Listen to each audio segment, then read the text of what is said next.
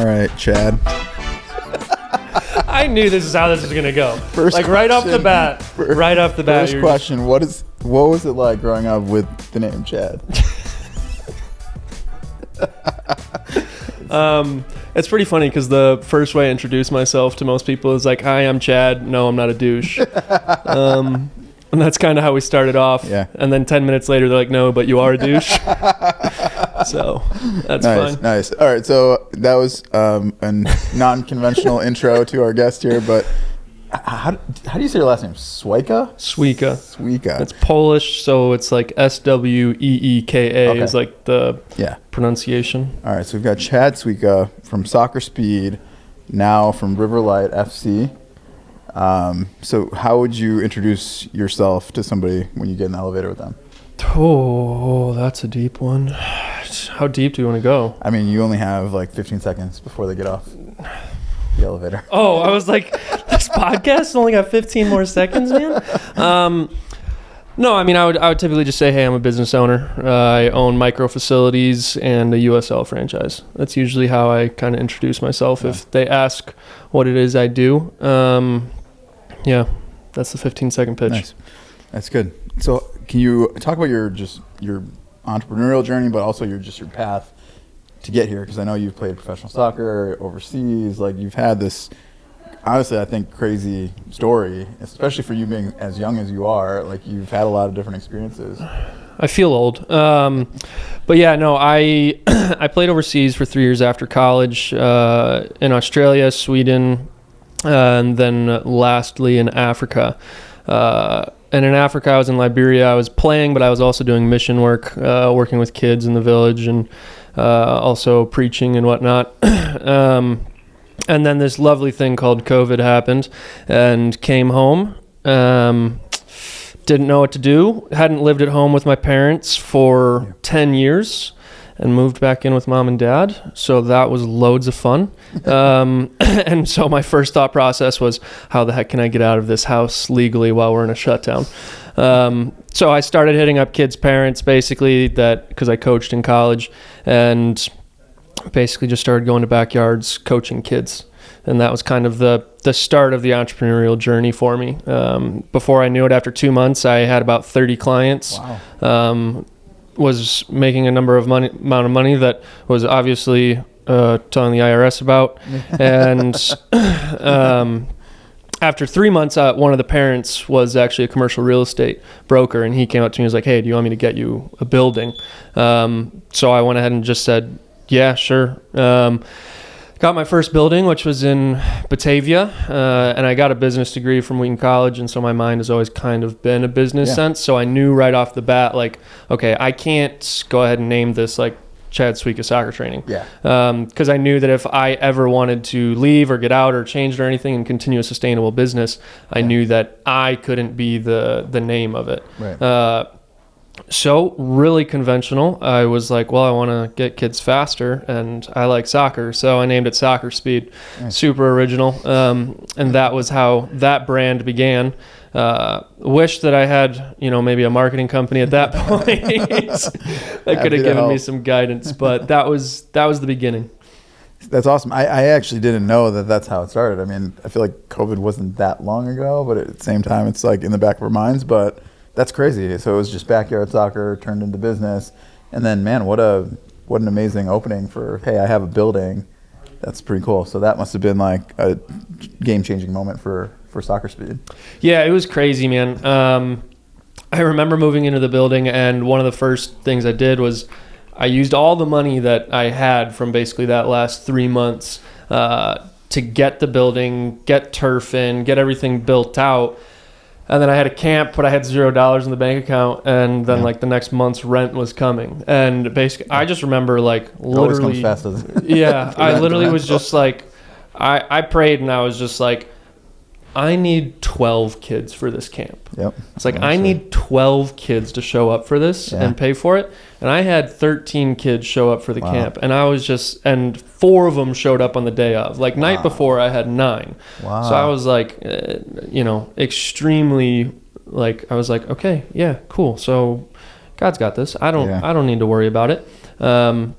Which obviously I didn't always continue to believe the entire 4 years of doing this, because obviously I'm a man and I can do everything by myself. Yeah, that's right. But yeah, so that was kind of the start, and it kind of started to flow from there. It only actually took me about 4 months, I think, from the move-in, 5 months, because I moved in August of 2020, and by December I had the facility flowing 7 days a week with clients.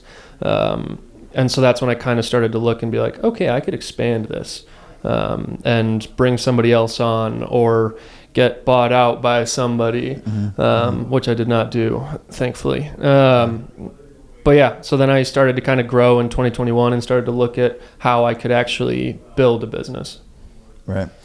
And then so you feel like you're kind of living your sweet spot of business background, soccer passion, soccer training, soccer experience, and then you turned it into business. So then how did River Light come to be? Because that's how we got to reconnect, is you had this brand, you actually just met randomly, went at a conference with some of our guys, and then just reconnected and realized that you and I had met years ago prior. And yeah, no, it's crazy how the Lord intertwines people. Yeah. But no, I literally remember having a conversation with a parent that first year, 2021, because every parent was kind of like, there's nothing out here in the burbs. There's no soccer teams that are big enough out here in the burbs, type of thing. And I remember actually having that conversation of like, I would love to be able to be a part of bringing a USL side to the King County area. And I approached actually a few people about it. I talked to Joe about it, ironically. I talked to 3 other business owners about it back in 2021, and then I kind of just gave up on it. I was like, you know what, like, this ain't really for me, or I just didn't think it was in that time frame. But then 2023, basically, Heather and Charlie, like, they're amazing at what they do, and extremely blessed. They kind of approached me and were just like, hey, like, we really want to do this. And I was just like, I have no idea how we're going to pull this off, type of thing. Yeah. But like, I kind of sat on it for a good month and then was just like, all right, like, let's just pull the trigger and go. And it's been a learning experience ever since. And we've gained good traction, and it's been an amazing experience. And Heather and Charlie and everybody else that's involved, we've got a number of interns and people doing things, and it's honestly just a blessing to have such an amazing staff that are just passionate about it, and like really driving to do it because they feel that it's theirs also. Yeah, definitely. I want to talk about that later, just on culture and team building. But whenever I think about you or introduce you to somebody, I do picture you as like Jerry Jones, who owns the Cowboys, and I say this is Chad, my friend, who owns a professional soccer team. It's not. I mean, we just say pre-professional really slightly. It's pre-professional soccer team. So you built this team. We've gotten to interact and do some sessions and brainstorms with some of your team. Seems like you have a really tight knit group, really creative, really fun. Like, what are you looking for in your team or in your culture at Riverlight? And is that the same at Soccer Speed, or are they different? Yeah, no, I would say they're both very, very similar. Completely different types of people, but my biggest thing is transparency between all of the staff and things. Obviously, there are some little things that it's like, like, hey, we're going bankrupt. I don't tell that to the whole entire staff. We're not going bankrupt yet. But there's, it's like, if I screw up, I'm going to say it, and I expect the same thing from all of the staff and everybody on both sides of Soccer Speed and on Riverlight, is like, everybody owns up to what they do wrong, and everybody owns up. And that also, I think in confession, we actually show sides of vulnerability. And it's like, when you're vulnerable, somebody else can either step on you and just run you over, or they can understand that it's a time to get closer. And everybody in the staff has definitely gotten closer. I mean, we've had our fair share of fights and things, but it's one of those things that it's like, I remember literally having a fight and just being like, look, I'm not happy right now, but I'm still going to love you at the end of the day. But yeah, I think that's what's transparent between both companies, is it's like, everybody's going to have each other's backs at the end of the day. Yeah. No, I think that's key. And I think that's very similar to our culture here. And I resonate with that feeling too. It's just like, love this person, care about this person, but man, it's like, get your shit together a little bit sometimes too. And you know, I've gotten the same message on the receiving end too. And you know, I talk about that. So you've talked about faith a little bit and how it's interwoven. So how would you say faith is kind of an impact or a driver in what you do and in your life in general? Yeah, absolutely. I mean, that's the reason for living, right? Christ is what's most important. And it's interesting because I remember actually when I don't coach anymore in the business, but it was something interesting where it's like, you know, when I would coach and I knew families that were of faith, and it's interesting because obviously, you know, when you have childlike faith, you don't always necessarily like fully grasp it, right? When you're younger, when you're 9, 10, 11, 12 years old. So it was always nice because I literally had a parent once that texted me probably like 2 years ago and was like, so-and-so loves coming to Coach Chad because not only can she work on soccer, but she feels comfortable to talk about her faith. And awesome. I was just like, I did not even realize that was what I was doing. Right. So I thought, you know, and I think that's still a piece of it. I mean, I talk about that all the time. And, you know, Charlie always tells me, he's like, you know, we'll sign you up for Christian Mingle. And I'm just like, probably not. That's fine. But it's like, you know, everybody knows my faith, my values in the company. Yeah. So that's interesting. I feel like you and I definitely bonded on that. And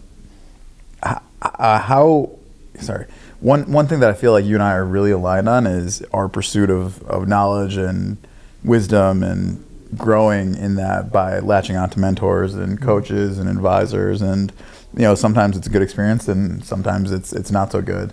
But do you want to talk about a little bit of that, of like, just, I feel like your wiring is just to pursue, you know, latching onto older, wiser. And for me, I always talk about this rule that I have of the gray hair, no hair rule of like, find somebody further down the road, gray hair, no hair, or whatever hair situation. But, you know, that's been around the block that can fast forward you X amount of years or save you out of some potential pitfalls. But can you talk about some of your mentorship or coaching or leadership? Yeah, absolutely. And I mean, I think even, Hermosi talked about it once of just like, you know, he paid $25,000 or something to sit down with Grant Cardone for an hour. And he was like, it was worth every penny of it.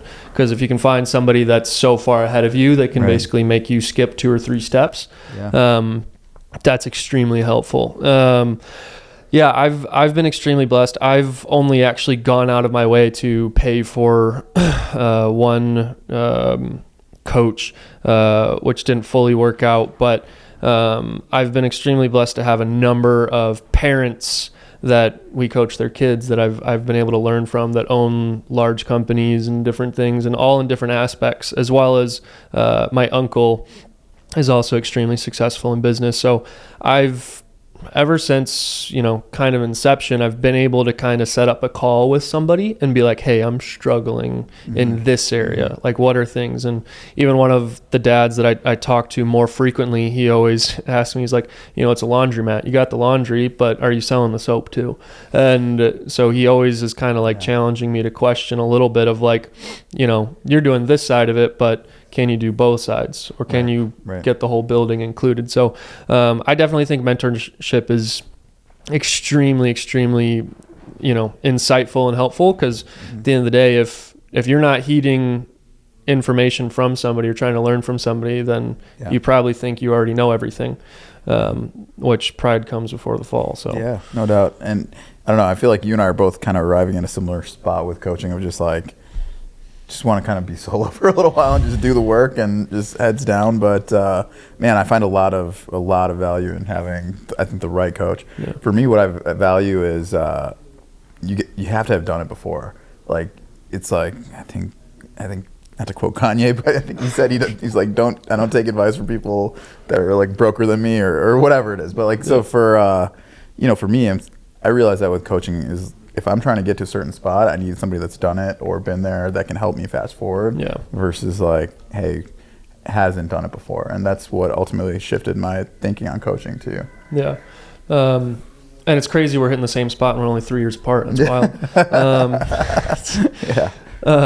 But no, I definitely think there's, hate to use Christianese seasons, but there's seasons where it's just like you're going ahead and you need to be still and you need to sit and you need to wait in it. And other times where it's like, no, like the water's rushing and you need to move and you got to make changes and choices. And I think we both are in that similar state of kind of sitting and waiting and being still. And, you know, in time we'll, you know, both you and I will figure out whatever that means. Yeah. What's your thought on the state of soccer in the U.S.? Soccer's growing, but at the same time, like as a whole, I don't think soccer will ever, in America, will ever be the best in the world. And that is truly because in every other country, you know, they say soccer's the cheapest sport. Well, that's because they use community fees and things like that. Like for most kids, it costs the same as going to public school to play soccer all year. Wow. Like $200 for the whole year for you to play soccer. Right. And that's from like the best academies all the way down. Here, it's like the average kid pays somewhere between $4,000 and $10,000 for travel soccer. Wow. Which is why it's a great business.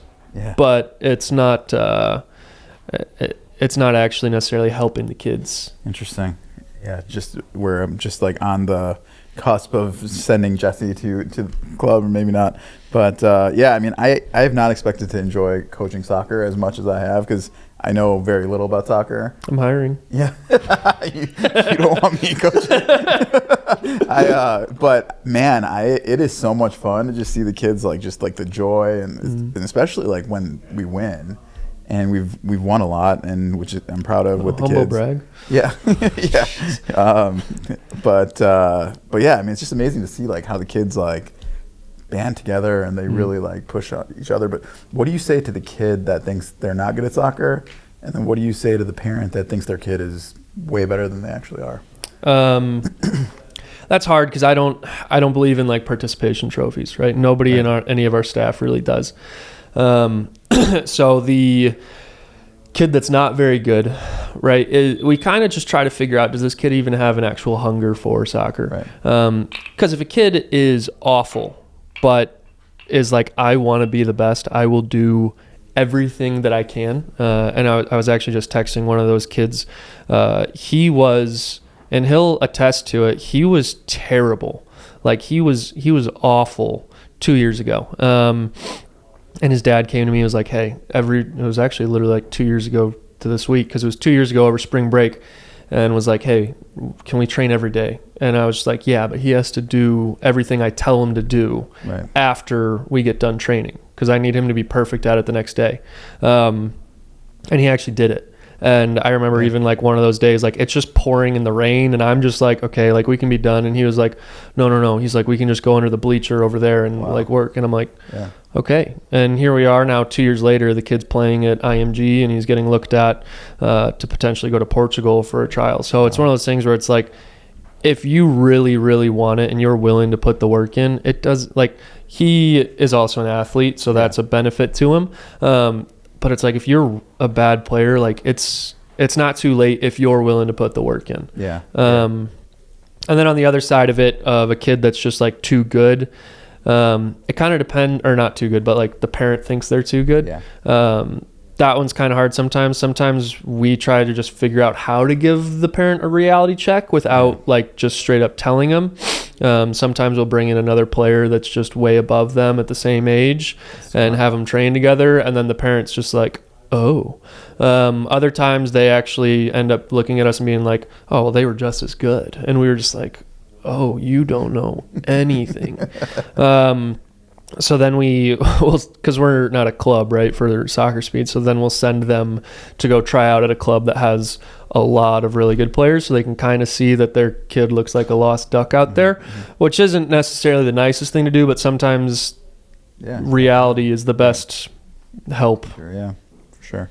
No, I like what you're saying about the hard work and work ethic. Is, I mean, the quote that I like is that hard work beats talent, and when talent doesn't work, I'm probably butchering the quote, but it's just talking about just how you can outwork some of those things. And you'd rather take that kid that's rough and have him work hard versus the kid that's maybe gifted or talented but doesn't put in the work. I came up with a quote last night, and I was actually shocked by it. I told my buddy on the phone, I was just like, if you're trying to imitate the best, then you're never going to be better than the best. And I was just like, did I just come up with that? And he was like, that's good. So you can quote that. Yeah. But it's true, because I instantly thought about Kobe, and I was like, Kobe did everything Michael did. Yeah. Right. And it's just like, Kobe's not in the debate for being the best. Right. But that's because he was literally just a spitting image of Michael.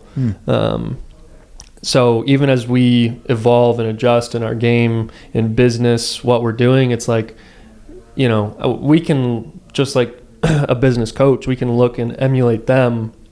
But if we're just emulating them, we're just going to do the exact same things. It's true. It's really good. I have these light bulb moments, and I'll send it to Heather and be like, can you put this in the book? Because one day they're going to stack up. There's going to be enough pages to put in the book. So maybe we can collaborate on that. Yeah. What is one unpopular opinion that you subscribe to? About anything? All right. So here's the thing. I don't eat hummus. What do you have against hummus? Okay. So I learned this in college. So hummus is made from what? Chickpeas. Yeah. Chickpeas, right, is number one production in terrorist-filled countries. Wow. So I always say that hummus, by purchasing it, is supporting terrorism. And my friends literally all know, as soon as we walk into a restaurant, they're like, you guys got a good hummus platter? And I'm just like, you guys are terrorists. So that's my hot take. You did not expect that. I didn't expect to talk about terrorism, but I talk about that with my kids, of like, when my parents are like, oh yeah, just give them what they want. I'm like, we don't negotiate with terrorists or babies. So that's really funny. The question I always like to end on is, 100 years from now, what do you want people to remember or know Chad Swieca for? Chad Swieca.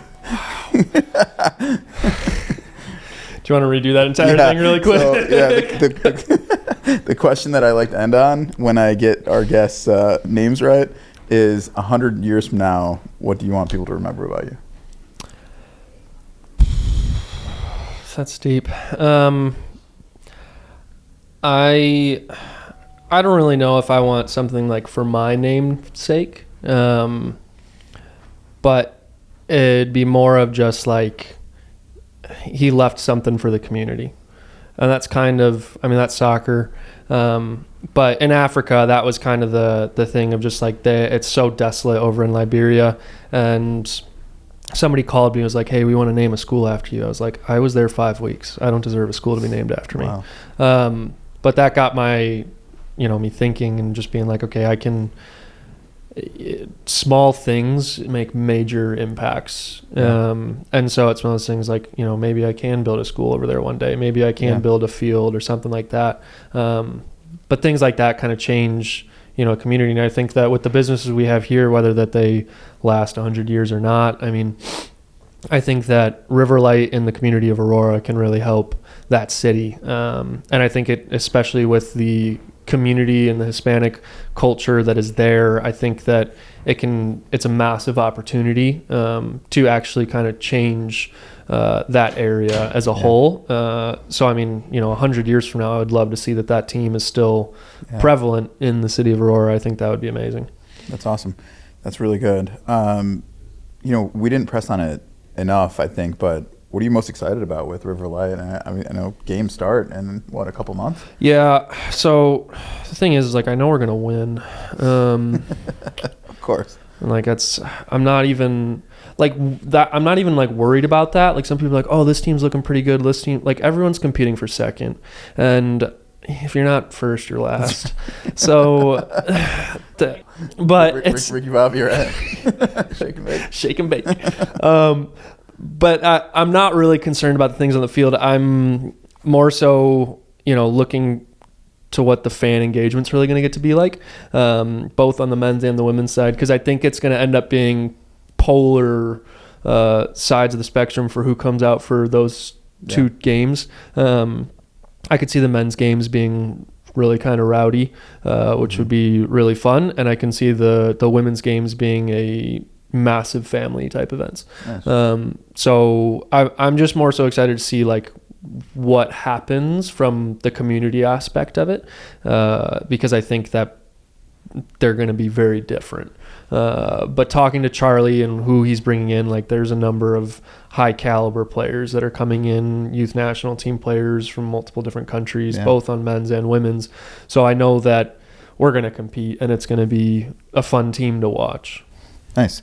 I can't tell you like how much fun it was to help you launch Riverlight as a brand, and just to see our logo on the jersey was like such an awesome moment. So thank you for that. But thanks for being here, and thanks for sharing about not just your story, but feel like woven with testimony and just business journey and all the above. But thanks for being on. Thanks for having me, man. Appreciate it.